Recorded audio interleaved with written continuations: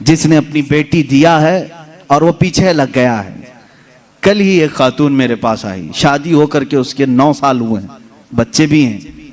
वो रोती हुई आई, कह रही है कि मेरी माँ, उसकी माँ बेवा है, उसके बाप का इंतकाल हो चुका था बरसों पहले, और बरसों पहले मेरे बाप की जो प्रॉपर्टी थी खानदानी, वो मेरी बेवा माँ को मिली है।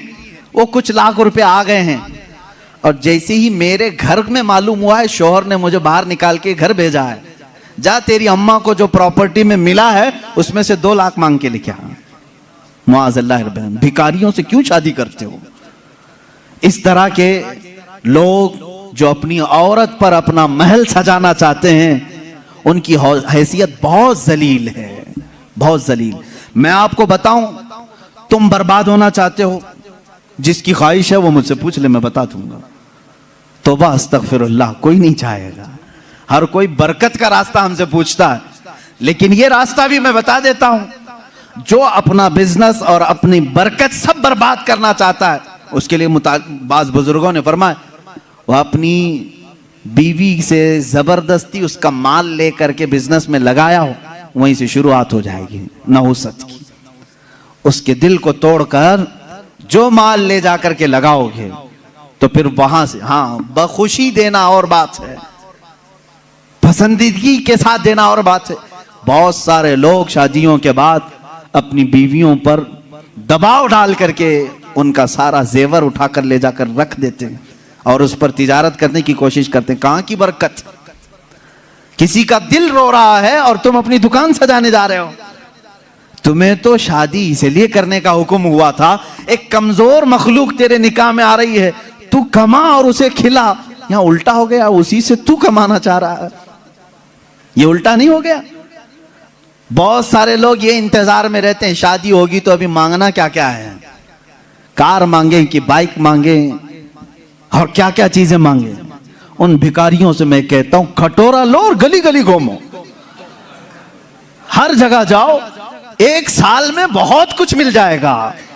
और अगर तुम्हें शर्म आती है तो मेरे अजीजों, एक खातून से और उसके बाप से इस तरह के मुतालबे हरगिज ना करो। हाँ, मांगने के तरीके भी अलग अलग हैं।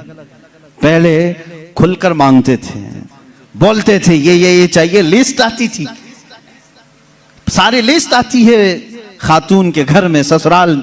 लेकिन अभी कुछ नहीं, हमारी कुछ भी ख्वाहिश नहीं है, एक अच्छी शादी करके भेजो, अच्छी शादी करो।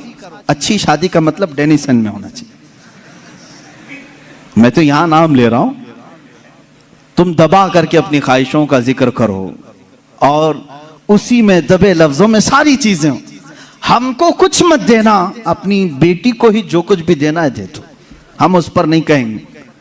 और बाप बेटी को जो जो दे, बाद में ताना मारेंगे, क्या तेरा बाप इतना नाअहल है, तुझे एक वॉशिंग मशीन नहीं दिया, तुझे एक पलंग नहीं दिया, तुझे एक तिजोरी नहीं दिया, तुम तो कह रहे थे कुछ नहीं चाहिए। अजीजा ने गिरामी, ये भी तरीका भीख मांगने का ही है। भीख मांगने, ये जहेज की लानतों को खत्म करो। जो वो अपनी खुशी से ले आए वो उसका माल है, तुम्हारा नहीं। औरत जो अपने घर से लाती है वो उसका खुद का माल है, शोहर का नहीं, ना ससुराल का है। औरत जब तक चाहे उसे इस्तेमाल करे, वो इजाजत दे तो दूसरे इस्तेमाल करें। तुम शरीयत का मसला समझते हो? अगर उसकी इजाजत के बगैर किसी दूसरे ने इस्तेमाल किया उसके माल को, कल क़यामत के दिन उसकी पकड़ होगी, उसकी नेकियां जब्त की जाएंगी, तुम हुकूकुल इबाद में गिरफ्तार हो जाओगे। ये मसाइल हल्के नहीं हैं, इसलिए मेरे अजीजों, वो और होंगे। मुझे यहाँ मालूम है कि ये रिवाज क्यों आए, जानते हैं? यहाँ पर हिंदुओं के यहाँ ये माहौल है, जहेज की रस्म बहुत खतरनाक बला है उनके यहाँ। आज भी औरतें जलाई जाती हैं जहेज के नाम पर। बाज स्टेट ऐसे हैं आज वहां जहेज के नाम पर बहुत खतरनाक मामलात ससुराल वाले करते हैं। ये रस्म और रिवाज पहले से चली आई, जिसकी वजह से आप लोगों ने ये अडॉप्ट किया। वरना मैं कहता हूं नौजवानों को, अरब में जाओ, शादी करना मुश्किल हो जाएगा।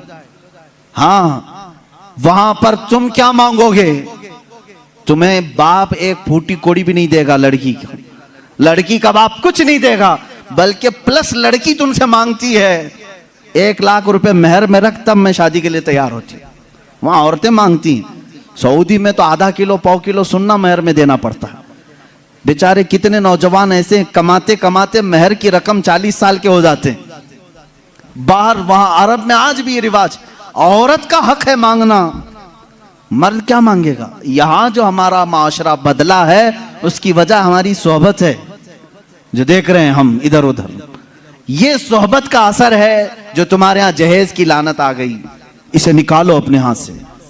और किसी भी औरत के घर उसके बाप पर बला बन करके नाजिल ना हो।